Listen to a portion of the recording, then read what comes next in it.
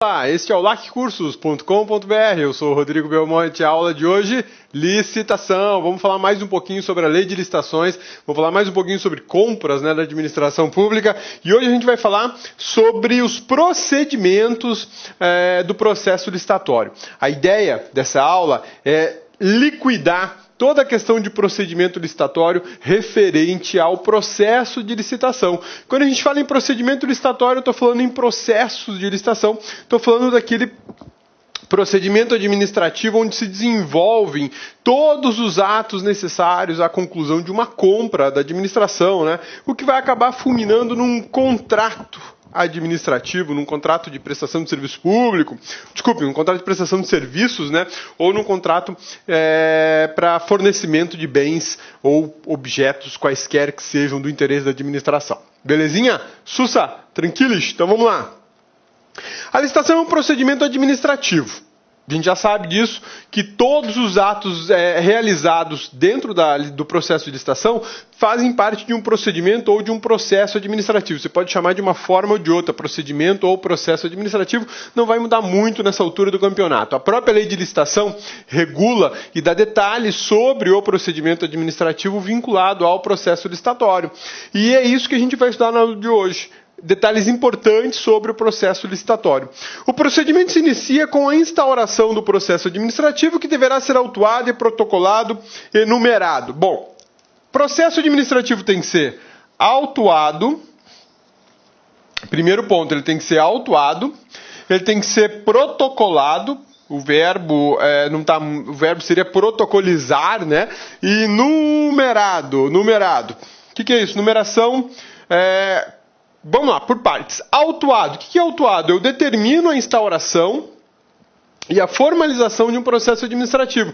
Abro uma capa, jogo as folhinhas lá dentro com a determinação de alguma autoridade para a iniciação do processo licitatório.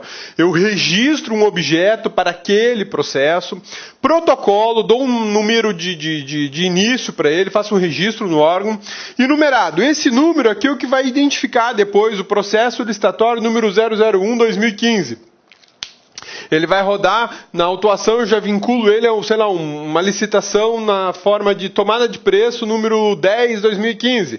E por aí vai. Eu vou dando esse detalhamento. Essas informações básicas sobre o processo licitatório são fundamentais e são exigências legais. A lei exige que seja dessa forma, não pode ser de outra maneira, tá? Atos essenciais ao início do processo: autorização para o certame, descrição do objeto e menção aos recursos próprios para a futura despesa.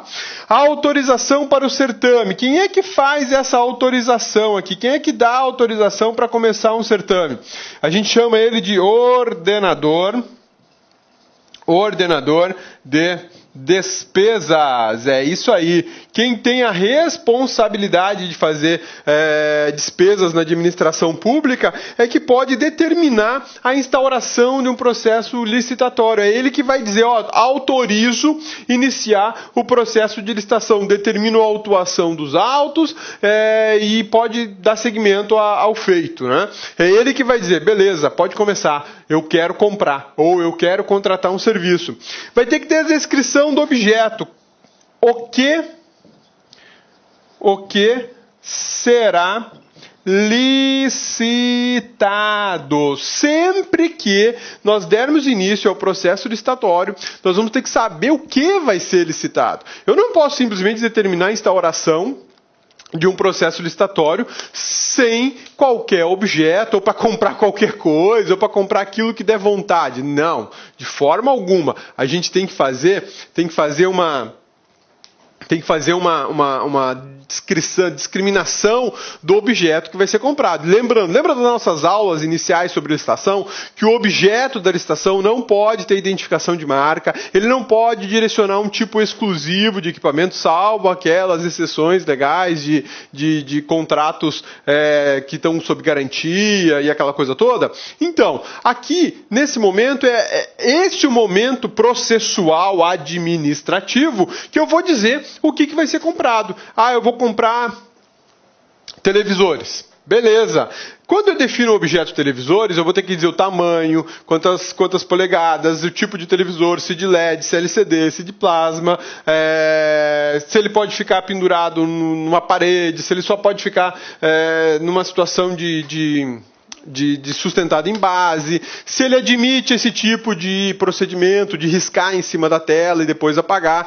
Tudo isso tem que ser analisado. Tudo isso tem que ser analisado e detalhado no objeto. O que eu não posso fazer é colocar uma marca. Por exemplo, começa aqui, quero comprar televisores da marca tal. Isso não rola, isso não é possível fazer, tá? Isso é proibido, por sinal. E a menção aos recursos próprios para futura despesa. Sempre que a administração for adquirir alguma coisa, ela tem que providenciar recurso, ela tem que indicar que tem grana para fazer a compra. Tem exceção para isso? Tem. Quando a gente fala do sistema de registro de preços, lembra que a gente conversou sobre o sistema de registro de preços nas aulas iniciais? Lá no sistema de registro de preços não é necessário eu indicar o quantitativo financeiro que eu tenho para pagar a futura aquisição. Mas isso é uma exceção. A regra geral é que o edital já traga a fonte de custeio dessas despesas. Já diga, olha, eu tenho tantos R$1.000 para fazer essa compra, conforme a fonte de despesa número 330995734. Pronto. É o código lá do sistema de controle das finanças públicas. E isso tem que aparecer no edital. Por isso que ele fala em menção aos recursos próprios para futura despesa. Eu não posso iniciar uma licitação sem ter grana. Rodrigo, se eu fizer a licitação sem dinheiro, crime de responsabilidade administrativa, por exemplo, do prefeito, se ele for o ordenador de despesa, do governador, se for ele o ordenador de despesa, de um ministro, se for ele o ordenador de despesa.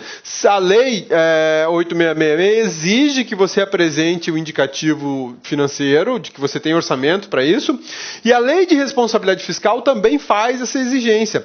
A lei de responsabilidade fiscal é muito severa quanto a isso. Ela proíbe o início de qualquer licitação sem previsão de recursos. Se você fizer, você pratica crime. Não é legal, né? Nem um pouco legal. Aí depois você arruma problema com o Ministério Público, com a polícia, né? Então, por isso que esses elementos têm que ser observados obrigatoriamente. Belezinha? Vamos falar um pouquinho mais ainda sobre o processo de licitação ou procedimento licitatório previsto aqui na Lei Geral de Licitações. A gente colocou tudo em detalhes, em tópicos, nas páginas desses slides. Vamos lá. A lei não exige disponibilidade financeira integral para a instauração. Ou seja, eu não preciso estar com o dinheiro em caixa, mas eu tenho que dar a indicação, da previsão orçamentária, ou seja, é certo, quase que 100% de certeza que vai ter grana para pagar essa conta. Eu recomendo, na prudência, sempre identificar a fonte de custeio.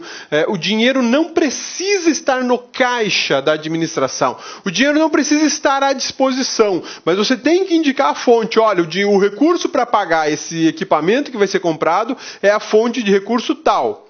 E aí eu indico, conforme previsão da lei orçamentária, esse dinheiro vai ser repassado para a administração no momento X. Acabou. Pronto, tomei a precaução necessária, o cuidado necessário para indicar que eu tenho essa grana, que eu tenho esse recurso e quando ele estará disponível para eventuais pagamentos de faturas. Olá, meus amigos, minhas amigas, sou o professor Luiz Antônio Carvalho. E aí, gostou dessa aula do professor? Professor top de linha aqui do LAC Concursos. Meus amigos, minhas amigas, você quer continuar assistindo essa videoaula? Aliás, você quer assistir as 83 videoaulas que o LAC selecionou exclusivamente para o concurso do Instituto Federal Catarinense 2016. Então acesse o nosso site, lacconcurso.com.br. O nosso curso custa apenas 10 mensalidades de R$15. E eu tenho certeza, se você cumprir o nosso personal coach, você vai ficar muito competitivo. Tá certo, meus amigos? Então, forte abraço, espero você aqui no LAC Concursos. Tchau, tchau.